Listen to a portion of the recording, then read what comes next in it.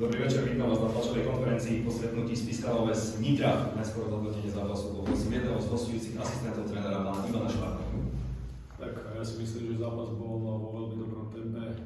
Dva vyrovnané týmy sa stretli a so šťastným koncom pre nás, alebo s úspešným koncom pre nás, najtesnejším rozdielom 2-1. My sme veľmi radi, že chalani odmakali 60 minút a tešíme sa, že sme obranili superové presilovky a naopak, že sme strelili v našej presilovke gól, takže toľko za nás. Ďakujem pekne. Otázky na hostujúcu stranu?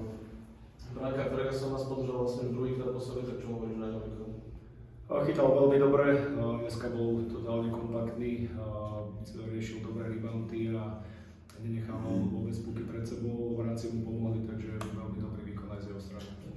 Prístup na zhodnotenie pre domáceho hlavného trénera pána Petra Oremusa. Tak ja súhlasím s kolegou, že naozaj sa stretli do vyrovnané mužstva. Samozrejme, dnes to bolo gól na posledných zápasoch, či v Košiciach, či v Poprade, či dnes 1 alebo 2 góly je samozrejme strašne málo, ale ja si dovolím tvrdiť, že herne sa posúvame.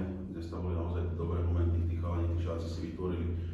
Ale to možno nejaké to šťastie, alebo tá väčšia tvrdosť pri zakončení nám v tejto chvíli chýba. Ale pri práci, akým spôsobom pracujú na tréningoch, akým spôsobom sa posúvame, ja si myslím, že ešte nejaký čas, samozrejme na tým kľútna okejka mi došiel, ale určite tie zápasy až víťazné s väčším počtom gólov strelených prídu. Ďakujem pekne, priestor na domáceho trénera Láteska.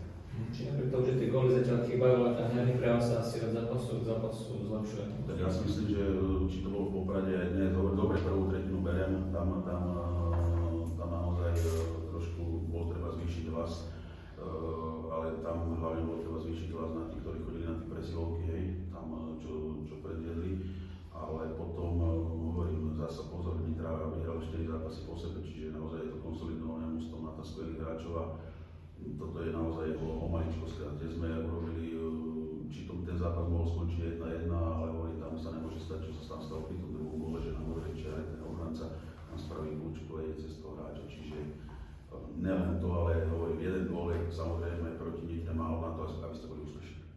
Čo sa týka nového hráča, bol to asi len asi 2 dní, možno ako ste prvý zápas. Na to, že vystúpil v Piatov z lietadla, tak je to chlap, je to dobrý korčuler, je to inteligentný hokejista a už dnes to na to Láďo predvedol, čiže od toho chlapa absolútne nemám strach.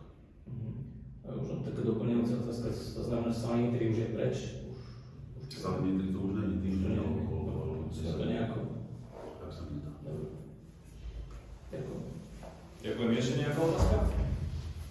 Ak nie, tak vám ďakujem za to. Ďakujem.